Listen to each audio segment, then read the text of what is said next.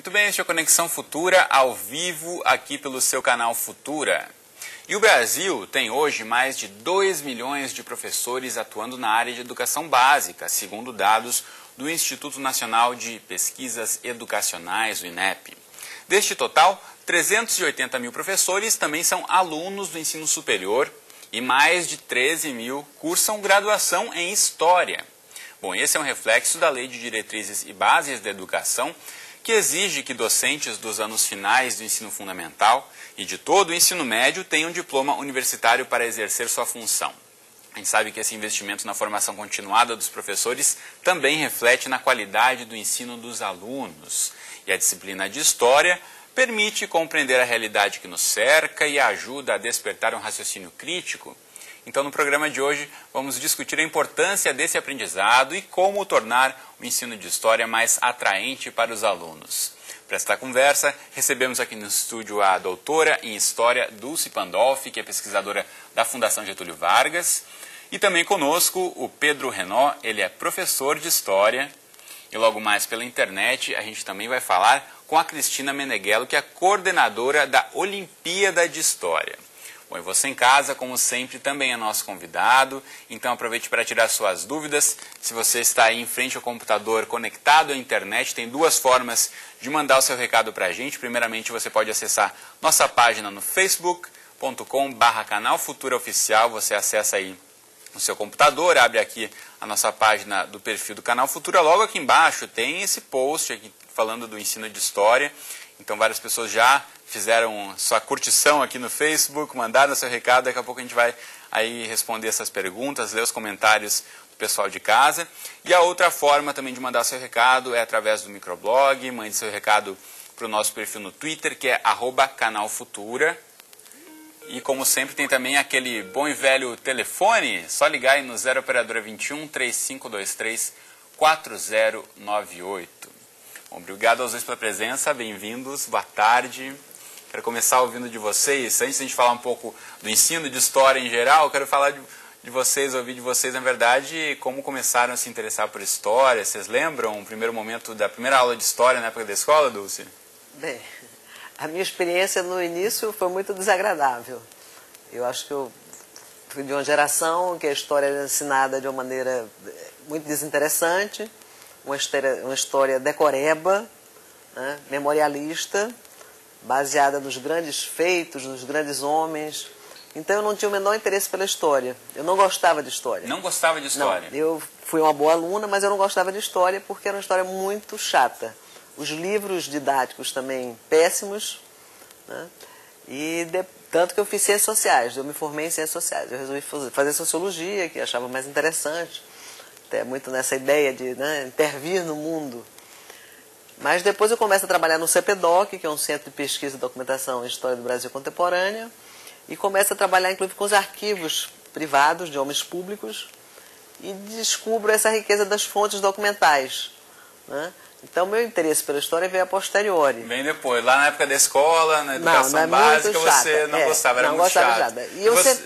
Quero ouvir de você, Pedro. Você, nos primeiros anos na escola, você sempre gostou de História ou também tinha essa impressão de coisa chata como a Dulce?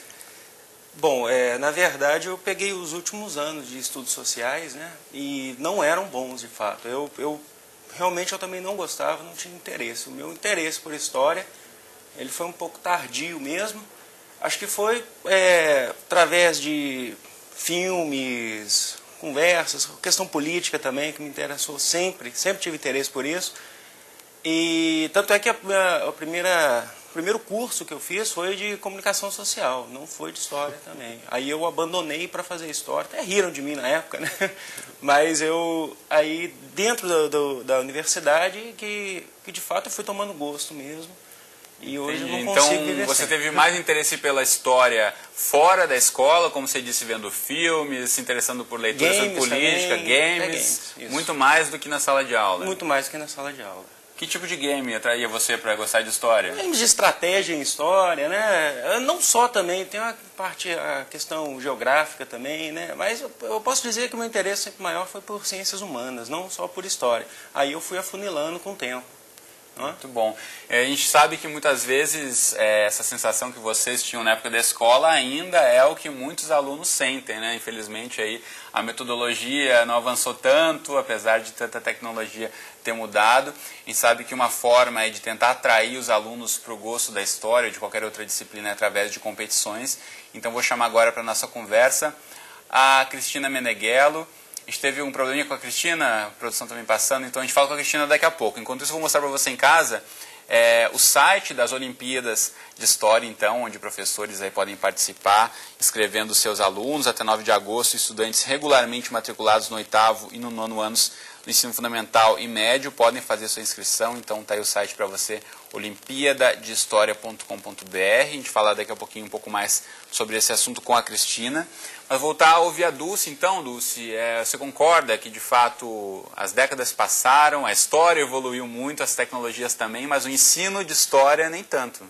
Eu acho que já avançou muito, melhorou muito. Eu acho que hoje em dia existe um esforço grande, né, de várias entidades, inclusive a Associação Nacional dos Professores de História, né? Mas os livros didáticos melhoraram. Eu acho que hoje em dia se trabalha mais com fontes. Na minha época isso não existia. Eu acho que isso motiva mais os alunos.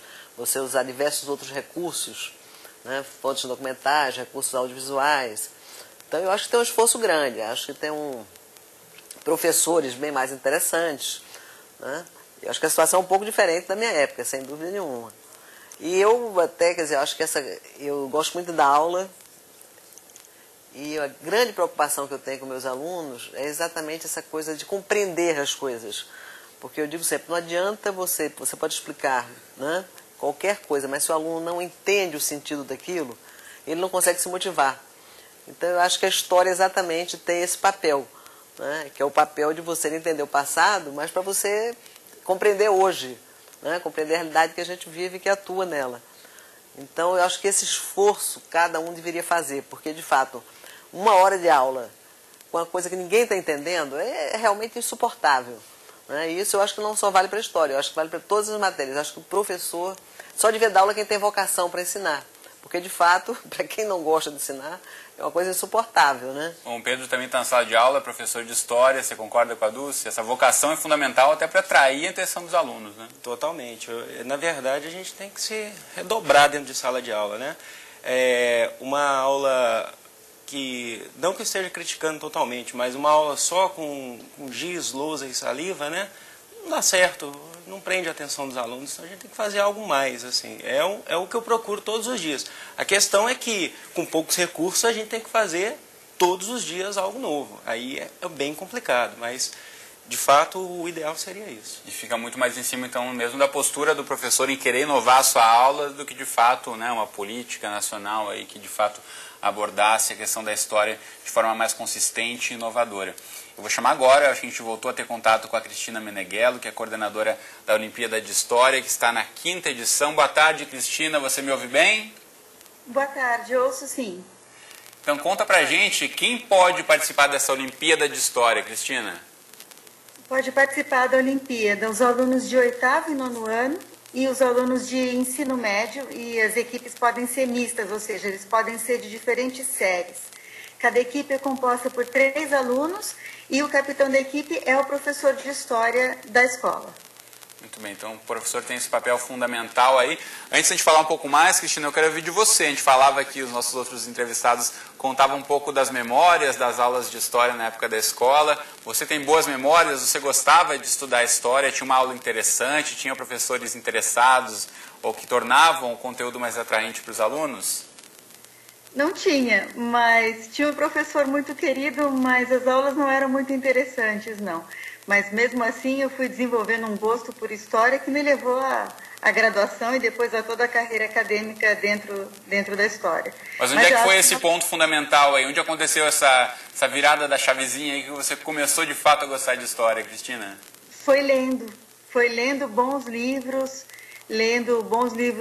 que não eram necessariamente os do colégio e que me fazia perceber que havia um universo de história para além daquilo que a gente aprendia em sala de aula. Cristina, e conta pra gente uma outra coisa em relação às Olimpíadas. Ao contrário da maioria das competições em que acontecem as provas reunidas num único dia? A gente sabe que as Olimpíadas de História tem um tempo aí, tem um tempo de pesquisa. Como é que funciona essa dinâmica? Funciona assim, a cada fase da Olimpíada dura uma semana, a prova fica uma semana online. E não faz diferença a velocidade com que eles respondam. Isso nos dá a oportunidade de que, mesmo que o assunto não seja conhecido por aqueles estudantes, seja um assunto novo, eles têm a oportunidade de estudar, aprender e depois conseguir responder. Como ela é online, eles podem consultar os livros, a internet, o professor, os colegas, de forma que ela é mais um sistema de aprendizagem de história do Brasil do que algo que eles já tenham que saber de imediato, no bate-pronto. O conhecimento histórico, ele é lentamente construído, ele tem idas e vindas, né? E dessa forma a gente tenta reproduzir isso também para os estudantes. Não tem uma resposta na ponta da língua, precisa ler, estudar, analisar, refletir para chegar na resposta. Cristina, volto a falar com você daqui a pouquinho. Quero ouvir o Pedro em relação a isso. Você concorda, Pedro, que esse tempo do aprendizado para o aluno às vezes não é essa coisa imediata, como um resultado de um cálculo, por exemplo? Isso tem que ser levado em conta na hora de passar um conteúdo para os alunos? Eu acho, porque assim a gente acaba não avaliando nada, né? Eu tinha um professor ainda na graduação que uma prova que a gente recebia dele, a gente fazia em casa, né? Porque assim a gente tinha tempo de pesquisar e tudo, porque a gente não está contando o tempo do estudante, quem consegue fazer mais rápido ou não, né? A consulta acho que às vezes é muito importante também, né? Porque senão a gente não consegue chegar a nenhum lugar. A gente vai avaliar, às vezes o estudante dentro da sala, ele nervoso, né? Às vezes ele até sabe, mas às vezes ele está passando por uma situação difícil. Então, acho que quando a gente dá tempo ao estudante, a gente acompanha também. Agora, é importante para isso ter professores conscientes nesse sentido também, né? Porque tem muito professor consciente, tem muito professor que não é consciente, né? Infelizmente, seguindo isso, a gente tem um processo no Brasil, que é um processo, por exemplo, do ensino regular, e uma parte aí que a gente tem o sucesso do estudante é, por exemplo, passar em uma prova como um vestibular, que é injusto. Aí sim, nesse caso, aí a gente tem que contar o tempo dele para estudar com ele junto isso, né? Como que a gente pode fazer uma prova num curto espaço de tempo. Mas, em relação a aprendizado de fato, o tempo não pode ser um critério.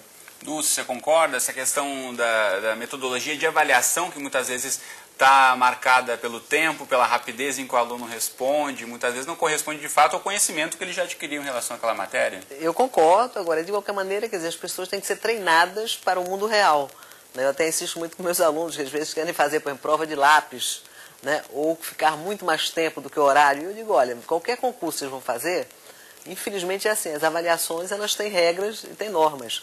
Então vocês também têm que se preparar para entrar no mundo real, no mundo da avaliação. Mas eu acho que essas avaliações, todas elas são muito complicadas, né? Porque às vezes um excelente aluno, exatamente, fica nervoso e não consegue se dar bem numa prova. Tanto que eu acho que o professor tem que avaliar o conjunto da obra, digamos assim, não é a prova em si, né? Eu acho que a prova é importante, eu acho que é um instrumento importante de avaliação, mas não é o único instrumento, né? Eu acho que tem a participação do aluno, por exemplo, na sala de aula, que eu acho importantíssimo, né? Você tem que fazer avaliações intermediárias ao longo do curso. Bom, e tem participações já chegando para a gente pela internet, então você em casa não perca tempo, mande seu recado para o nosso perfil no Facebook, no Twitter, ou ligando para a gente no 0 Operadora 21 3523 4098, os contatos estão na tela. E aqui chegou para a gente a pergunta do Rogério Coutinho pelo Twitter. Obrigado, Rogério, e ele quer saber de vocês, nossos convidados, como veem o uso de filmes e outros recursos audiovisuais no ensino de história. Ele é professor e diz que os estudantes dele gostam muito aí de saber de curiosidades históricas através de recursos audiovisuais. O Pedro já falou um pouco que você, na época de estudante, já gostava disso. Você concorda que hoje em dia ainda é um recurso relevante? Acho que sim. A gente só tem que tomar cuidado, às vezes, para o filme não ficar vazio, né? Então a gente tem que utilizar aquilo como um recurso de fato. Mostrar o filme já tem uma proposta de estudos em cima do conteúdo do filme. Recentemente eu passei um filme para os alunos do nono ano, que a gente estava trabalhando direitos humanos, e foi o Caminho para Guantánamo, né, que é a prisão, e a gente estava trabalhando direitos humanos em relação a isso. Após o filme, que não foi rápido, né, a gente teve que assistir inteiro, então foram algumas aulas, né, A proposta foi, por exemplo, dentro de sala de aula, a gente está nesse processo de elaborar uma música em relação ao Guantánamo, para depois gravar um clipe, talvez, né? Mas a gente está lá elaborando, na linguagem deles, um rap, né? Que eu ajudo, eles ajudam, e assim vai. Mas aí, a partir do filme, a gente vai trabalhando e desenvolvendo o senso crítico dos estudantes através disso. Então, essa associação, eles utilizam o conteúdo, a bagagem cultural deles com o aprendizado histórico. Isso é importante, né? Eles não estão zerados, eles têm alguma coisa, na verdade tem muitas coisas aí a contribuir. Esses recursos audiovisuais são ferramentas, mas não podem ser só a base do ensino de história, né, Dulce? Exatamente. Tem sempre que relacionar as coisas, né? Isso que o Pedro está falando. É muito importante que o aluno consiga fazer as relações. Entender o porquê, o que, quando, como, para quê. Né? São várias questões que você tem que ter. Quer dizer, qualquer instrumento, e eu acho que o filme é um recurso muito interessante, muito rico. Alguns filmes são filmes históricos. Né? Eles vão além, digamos, de uma ilustração na sala de aula. Eles são muito mais do que isso. Mas o fundamental é que o professor realmente dirija aquela aula, né, e consiga que eles reflitam em cima do filme, que eles pensem em cima do filme, que eles dialoguem com o filme, que eles debatam com o filme. Mas, sem dúvida nenhuma, acho que é um recurso muito importante. Vou voltar a chamar a Cristina, então, para a nossa conversa. Cristina, durante essas etapas, então, as fases das Olimpíadas de História, inclusive dá tempo de assistir um filme, o professor discutir o conteúdo com os alunos também para responder uma questão aí das Olimpíadas de História, não dá? Sim, a Olimpíada é toda baseada no uso de documentos. Então, eles recebem mapas, fotografias, documentos históricos que nós reproduzimos para eles. E nós estamos sempre com várias indicações de links de possíveis filmes que eles possam vir a assistir numa aba que nós temos, que é um Para Saber Mais, ou seja, onde ele pode continuar desenvolvendo aquele assunto. E com os filmes tem que tomar também um certo cuidado, porque muitos filmes ditos históricos, ou eles são divertidos demais, escrachados demais e passam uma visão errônea do passado, ou eles fazem uma reconstituição que o aluno precisa ter clareza de que aquilo é uma versão do diretor, do roteirista, do cineasta para aqueles acontecimentos, que aquilo não é o passado teatralizado para que ele assista, porque não tem como nós assistirmos o que aconteceu no passado. Então, eu acho que o filme tem que ser usado com cuidado para não passar essa impressão de que as coisas foram desse jeito como você está vendo nesse momento. Eu acho que é um risco que acontece muito em sala de aula. Esse ponto fundamental que a Cristina apresenta, né, Pedro? Isso o professor precisa ficar muito atento na hora de selecionar o filme e apresentar essa questão para os alunos também, né?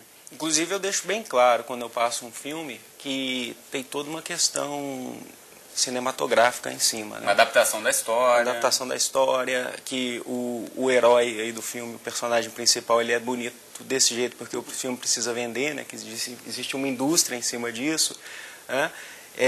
Que realmente nem sempre foi assim, que de fato a gente tem que fazer uma crítica, na verdade, né? E isso é importante. O filme ele tem que trazer algo atraente, assim, e às vezes ele traz até demais. De fato, isso acontece. Muito bem. Tem mais participações aqui pelo Facebook, o Bruno Santos. Cristina, manda um recado, então, dizendo que a Olimpíada de História do Brasil é um ótimo instrumento para atrair o aluno para o campo da história, pois traz debate e discussão sobre os conteúdos e documentos analisados.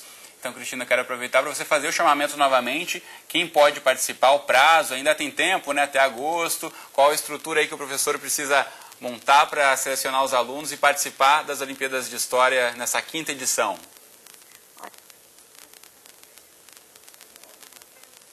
Alô, Cristina? Alô? Está me ouvindo? Agora eu estou ouvindo você. Eu quero que você conte para a gente, então, quem pode participar e aproveitando, fazendo esse chamamento, então, qual a estrutura e o prazo para inscrição nas Olimpíadas de História? As inscrições estão abertas, vão até o dia 9 de agosto. A prova começa no dia 19 de agosto e a prova final, que é presencial, escrita, é nos dias 19 e 20 de outubro. E participam os alunos de 8º e 9º anos, os alunos de 1º, 2º e 3º ano do ensino médio, e o professor de História da Escola é o capitão da equipe. O professor pode montar quantas equipes quiser, ele pode ser capitão de quantas equipes ele quiser. Esse ano nós temos uma super novidade nessa 5ª edição da Olimpíada. Junto com a prova, nós temos um curso de formação continuada online para os professores de História, que é um curso que está sendo preparado pelos professores da Unicamp, e o tema vai ser Ensino de História da África. Ou seja, os professores também, além de coordenar a prova, e os estudantes estão convidados para esse desafio de fazer um curso de formação online conosco do Departamento de História da Unicamp. Muito bem, então, Cristina Meneghella, muito obrigado pela participação. Então, todo mundo mobilizado aí no Brasil todo para participar das Olimpíadas. Boa tarde para você. Obrigada. Mostrar rapidamente novamente para você em casa o site das Olimpíadas de História, onde você pode ter todas as informações e detalhes que a Cristina falou para a gente. Está aí para você, olimpiadadehistoria.com.br. Você também pode acessar aqui o site deles no Facebook.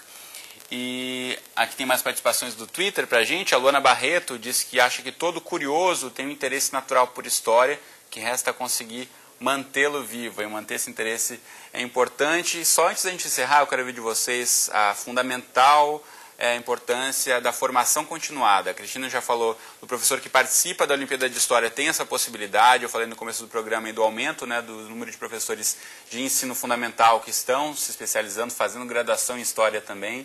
Então, de que forma a gente investir de forma consistente na formação continuada dos professores de História, a gente vai garantir, de fato, o interesse maior dos alunos e resultados melhores, e uma formação melhor, um olhar mais crítico dos futuros alunos brasileiros. Dulce. Não, sem dúvida nenhuma, a formação continuada é fundamental. Né? E eu também insisto no outro aspecto, que é a questão do livro didático, que a gente falou pouco. Eu acho que no Brasil os livros didáticos ainda deixam muito a desejar. Né? Daí essa utilização de diversos recursos, né? Mas é muito importante que você tenha livros didáticos realmente instigadores, interessantes, mobilizadores, que passem essa visão crítica, né, sobre a sociedade que a gente vive. Porque o papel da história é exatamente esse, né? Você tem que entender o passado para se situar no presente, né, e até atuar no futuro. Então, sem dúvida nenhuma, esse investimento no professor, eu acho que ele é decisivo, ele é crucial, né? Mas, ao lado disso, eu insisto muito nessa questão do material didático, que eu acho que tem enfim, ainda é muito complicado. É uma espécie quase de um lobby, um pessoal que domina, né, os livros didáticos. Você tem pouco acesso, né, grupos que não têm, enfim, investimento editorial, não conseguem entrar nesse mercado. Investir na qualidade desse material didático, para a escola pública principalmente. Importantíssimo. Pedro, alguma dica que você pode dar então para o professor que está em casa assistindo a gente aí, que tem dificuldades às vezes em atrair a atenção desse aluno, que dica você pode dar? Bom, utilizar a criação, né? O meu recurso muitas vezes é a música, né? Eu canto muito, principalmente dentro do curso preparatório que eu leciono, não só no ensino regular. Eu uso muito da música e do desenho, né? Então, a criatividade do professor. Com certeza. Às vezes, quando eu não consigo compor, eu jogo lá para os estudantes, lá a gente faz junto. Muitas músicas saem dentro de sala de aula, aproveitar os momentos, os cantos da sala de aula, que isso gera conteúdo para o professor. Acho que isso é muito importante. Muito bom. Então, Dulce e Pedro, muito obrigado por terem participado do Conexão hoje comigo. Boa tarde para vocês. Você em casa, obrigado pela companhia, pela participação. A gente volta a se encontrar amanhã, ao vivo, às 2h30 da tarde, mais o Conexão Futura. E, como sempre, eu espero você. Até lá.